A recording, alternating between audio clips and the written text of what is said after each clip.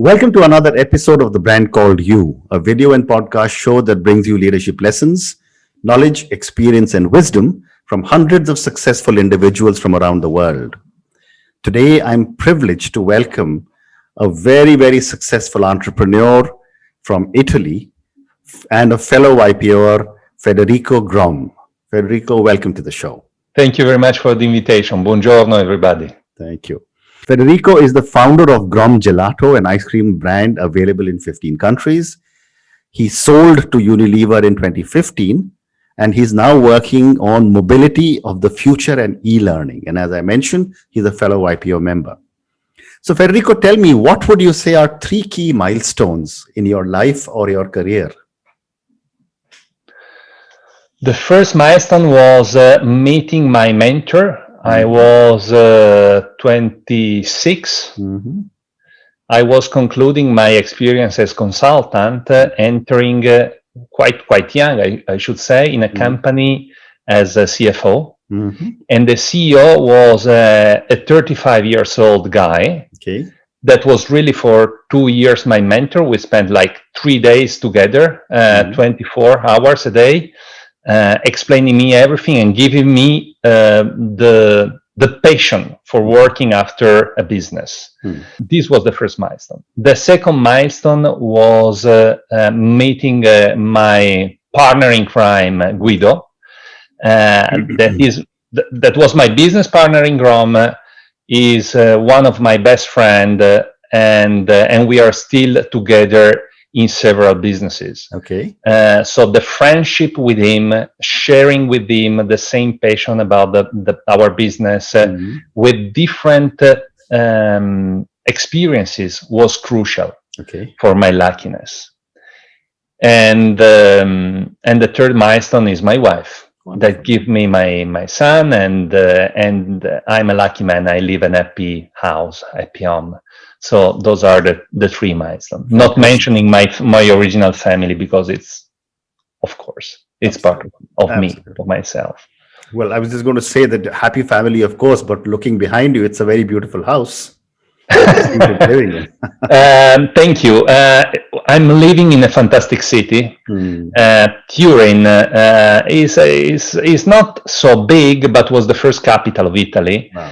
The royal family was living here, and we are lucky to be surrounded by all the very old, ancient mansion. And in my back there is a picture coming from the 17th century. Wow. So beautiness is part of the Italian life, let me say. Arts, beautiness. We are lucky from this point of view. Then we have the politicians, but it's a different story. Very nice. So let's, Federico, talk about your little baby which you sold, Grom Gelato. Yeah. Tell me when you started this venture and what went into building it. The idea was born in 2002 and was coming from Guido. Guido is super passionate about food and dessert. And he came to me with, I should say, an idea that seemed to be very stupid. Let's try to put together our experiences. We didn't have experiences, actually. We were 26 and 27. Right. And selecting the best ingredients of the world, we can make the best gelato of the world. It seemed so crazy that we tried to do it. We put together effort, first of all, many hours every day, passion for details, obsession, I would say, and two similar characters, but with different interests. So Guido, since the first day, was in charge of the product and the image of the company. I was in charge of the stores and the finance part, and it was really a magic combination. Okay. And we opened after 12 months. Less than 12 months from the original idea, the first store. We were lucky because the initial investment was ridiculous. We put together 65,000 euros in two, so 32,500 each. And it was all the capital we put in the company. The store was 25 square meters. And after 1 month, it was super successful. Wow. Why? Because of the quality of the product. Period. There was nothing else. There wasn't at that time marketing, communication, social didn't exist. It was really a different time compared to today. And in few years we opened many other stores. We arrived after 4 years since the first opening in New York, then in Paris, Tokyo. And then what happened was that we always followed our initial mission. It was a very lucky to fix a mission since the first day. Is not common. And it was a quality mission more than a number mission. So the idea was to make the best gelato of the world. Did we reach the goal? Probably not. But this was what we had in mind every morning. Okay. So in 2007, we bought a farm because we couldn't find in the market the quality of the fruit we wanted to have for our sorbet. Wow. And this was a game changer. We bought vineyards not so far from Turin, in a region that is very famous for Barolo and Barbaresco. Okay. We transformed the vineyards in cultivation of all the variety of fruit, and we started to use our own fruit for making gelato. Okay. Today, that farm is still in our hands, and we are now producing excellent wine. Wow. So we are still in agriculture, but that move in 2007 really changed our mind. So it was really a business based on the time of the agriculture and not the time of finance. So if you think that when you plant a tree, after 3-4 years, you get the first fruit, you enter in a mood where quality of life, quality of product, quality of the experience of the customers is more important than anything else. Okay. And all the rest followed. Amazing. It was... I should say natural. Fantastic. So, when you were building the brand, yes, for building a brand, quality is the first, availability of the product is very important. Processes are important. But how did you establish in the minds of the consumer that I want to buy Grom Gelato over and over again? You make a promise to your customer. And the promise should be maintained always. Okay. And is a combination of all the factors that you mentioned. Of course, the quality of the product, the combination between the price and the quality of the product, and then people. Especially when you serve customers in person, the quality of the people in the company is crucial. So it's really promise the best, having the best with the best service. Correct. Gelato is an Italian word, well understood all over the world. Yes. And we were lucky to promote this product in particular, because when we started to make the internationalization of the company, I cannot say it was easy, but the communication was easier than all the operational part. Okay. It was easy to say, we are young, we are Italian, we are trying to make the best gelato of the world. Now we try to sell in New York, in Los Angeles, in Tokyo, in Shanghai, and wherever else in the world where we open stores. Fantastic. In Dubai, in Jakarta. So, based on whatever I have seen and over the years, one of the biggest challenges most companies face is to go outside their own country. You have gone to multiple countries. What were some of your challenges and learnings as you went to New York and Tokyo and Shanghai and all the other places? I don't want to paint myself as the best manager, so I should say the truth. I should say the truth. Yeah. When we decided to open outside the border of Italy, we didn't take a clever decision. Okay. So we didn't make any research. We didn't make any marketing activity. It was just our spirit to push us to do something that was stupid. Okay. Really stupid. And the first country where we entered was USA, and the first city was New York. Wow. Possibly the worst idea on paper. Hmm. Then in reality, the biggest mistake was thinking that I could do everything by myself without having great consultant, but it was not, let me say, a superhero idea of myself. We didn't have money to hire a great consultant.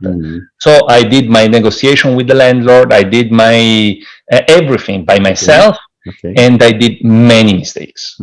Many mistakes. Luckily, this was the lucky part. When we opened the store, the first day we had really 100 meters of line of people waiting for buying a cone or a cup. So the waiting line was 2.5 hours, and the store was an instant success. We weren't able to manage the success. That is, let me say, an happy problem. We didn't have the proper people in the store. So the initial success was lost in a couple of years, and then I had to recover it, to destroy the organization, to rebuild it, to learn from my mistakes. But at the end, I cannot change anything. Correct. So it was a mistake, yes, but at the end, it was successful. And if you think that we invested 32,500 euros and after 12 years we sold to Unilever, I said, thank you. Very good. Very good. And I would repeat the same thing. Very good. When I discuss with the young entrepreneur that they want to open outside, I say, let's wait, stay concentrate where you are, put a lot of cash in your pocket before opening the first country outside, because it will cost you minimum 3 times more than expected. Very interesting. Very interesting. So, and then after that, after 16, 17 years of building such an amazing business, you decided to exit. Yeah. For someone who started at 26, 27 years old, built it in such a great business, how did it feel to let go of your baby? I should share my personal feeling. It was 2015, after 12 years from the first opening.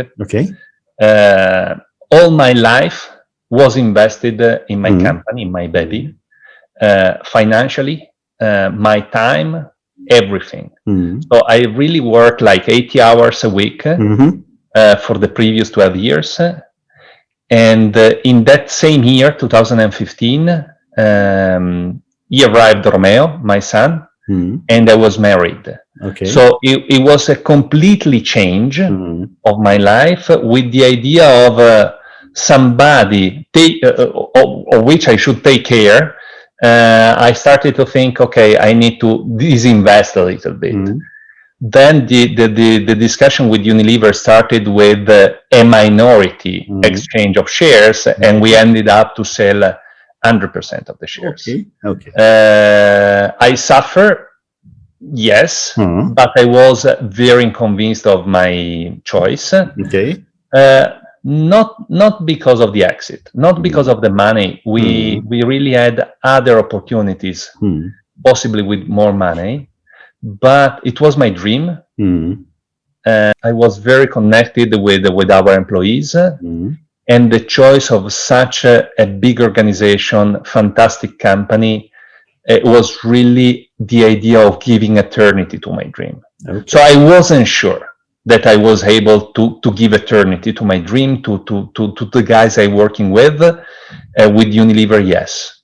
And after 5 years, I should say, particularly after this COVID period, that it was the perfect choice. Wonderful. I don't know where I was and where the company was if I were still there as a shareholder after the last 12 months. So one more question about Grom before I move to the next section. You also wrote a book, Grom, The Story of Friendship, Some Ice Cream and Many Flowers. Tell me about your book. It was a bet. Actually, the request arrived from from an editor in Italy, very important, very passionate about our gelato, asking us to write our story. And I didn't want, because I was feeling that was not proper to write a story of such a young company and such a young two guys, no? Then my partner in crime, Guido, convinced me, but we decided not to write our story, but to write the 12 ingredients of the recipe of a possible success. To try to involve the young generation in more hope for the future. So the European and particularly the Italian situation of the last years was not good. I mean, we are in decline. And hope and faith in the future is something very important. At the end, it was a huge success. This book, and it was read in the school, in the lyceum. So it was. I was very proud. Wonderful. And is this in English or Italian? It is in Italian. It is in Japanese. Strangely, it was not. Was not edited in English. I don't know why. But it was an idea at that time. Then we moved to other fields. Wonderful. So Federico, now let's talk about your life after Grom. I mean, I know you're still associated with the company and you still guide them. But you moved from Gelato to mobility of the future and e-learning. Number one, it's quite an amazing move. But tell me about what you're doing here. But the major move was a natural move that I mentioned you before about farming. No, we had this farm doing fruit, and we started to make also our own wine. That will be soon sold in the market. Then e-learning, it's a give back project. My idea in Grom was to create a group of colleagues with entrepreneurial mindset. It was not easy. I was not fully dedicated to this project. So I was successful sometimes, but the majority of the time I was not successful. So trying to instill, trying to teach the entrepreneurial mindset with all the soft skills. I was lucky to meet a very interesting guy, a young entrepreneur, doing online education. And he was trying to involve me in his business, not as a shareholder, not as an investor. He didn't want my money, let me say, but my experience. And I didn't have experience in online. I shared this idea, and I told him, listen, if I enter in your company is not for making more money, I am already okay, me and my next generation, but my dream, I cannot change the world like Bill Gates. I don't have his mind, I don't have his intelligence, I don't have his money. But if in 5 years, 10 years, 100 people, 1,000, 10,000 people will have a different mindset, improving their life because of these courses, I will be happy. I can die with the idea of having changed a part of the society, not only selling a great gelato. Well, so we started. Go ahead. We started this project, and it will be soon on the market. I hope that the founder of the company will make a lot of money. I have a very small shareholder shares, but I'm very involved. Mobility of the future, it's an investment. I believe that we should change our world, starting from the mobility, not only electric vehicle, but using differently buses, train. So I invested with some friend of me in a company, sub-investing in this field. And so we did several investments, and I believe that we should try to change the logistic. We should try to change our movement in the cities. I am thinking to my son, he cannot live in a world with such a pollution. So this is again an idea of having been lucky in my life, I need to invest not just in the stock market, but in something Fantastic. doing. Fantastic. So I'm now going to move to the last segment of our conversation. Please, time for I'm very curious of the last segment. And there's some questions for you personally. Yeah. For someone like you who started off, as you said, so early in life, to use all your experience, as you said, at 26, and you build a fabulous company, you've done so many amazing things. As you stand today, and I'm sure there's some incredible things ahead, what does success mean to Federico? Freedom. Okay. I tried to think in the past. I really changed my mind. When I was young, success was meaning money. A big car, big house, something like that. Then you get older and clever, possibly, and it's the possibility to decide what to do of your life. Okay. Is the chance to dedicate time to my son. This means to me success. Okay. And I became father quite old. I was 42, and I waited for having the time to dedicate to my son. Fabulous. And freedom. Fabulous. And a follow-up question to that: you continue to want to give back and to do so many other things. Who or what inspires you? The main inspiration is quite common for male, I should say, is my father. Okay. That passed away 5 years ago. It's a father that I hate in my young age. Then I understood what he did for me. It was not so successful, let me say, from a financial point of view. Okay. But he reached his freedom in a different environment like me. But he teach me that it's not important just what you have, but what you pass to the next generation. Very interesting. And so I think that it was really, the person, of course, that influenced me more. Okay. So I've got time for one more question for you, and this question is on failure. From the part of the world that I come from, I've said very often, parents don't teach children it's okay to fail. You're always told, come first, be this, etc. And yet we keep failing. Yeah. My question to you is that what have been your learnings from your mistakes? We are coming from very different countries, but the same mentality. No? Okay. Catholic religion explained that failure is not possible. Okay. You should suffer for your failure. Okay. And this is something that I disagree totally. I agree with you. Yeah. After some years of Grom with hundreds of employees, I decided to put the most important bonus of the year for the biggest failure of the company. But it should be a failure, a mistake done with all the passion and the obsession for excellence possible. I was not happy of an average success. I was not interested in that.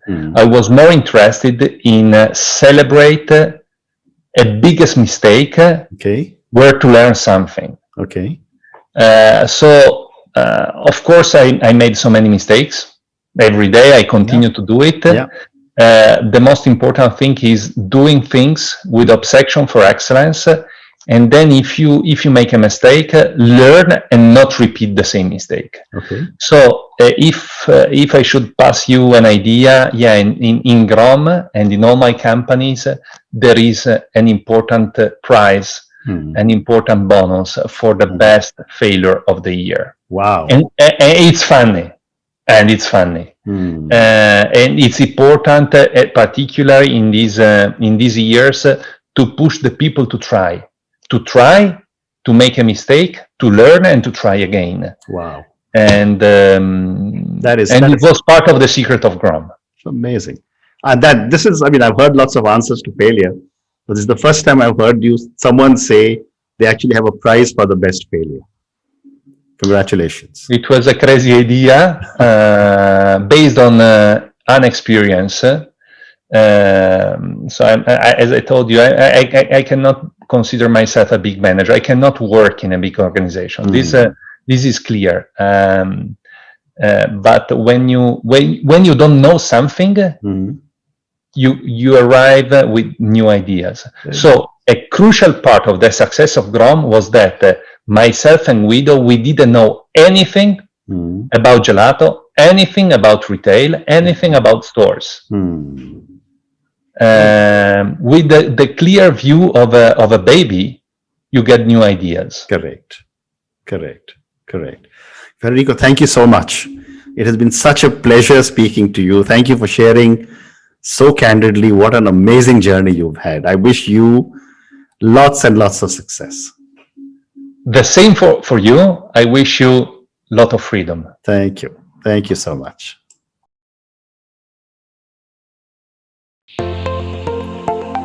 Thank you for listening to the Brand Called You videocast and podcast, a platform that brings you knowledge, experience, and wisdom of hundreds of successful individuals from around the world. Do visit our website www.tbcy.in to watch and listen to the stories of many more individuals. You can also follow us on YouTube, Facebook, Instagram, and Twitter. Just search for the Brand Called You.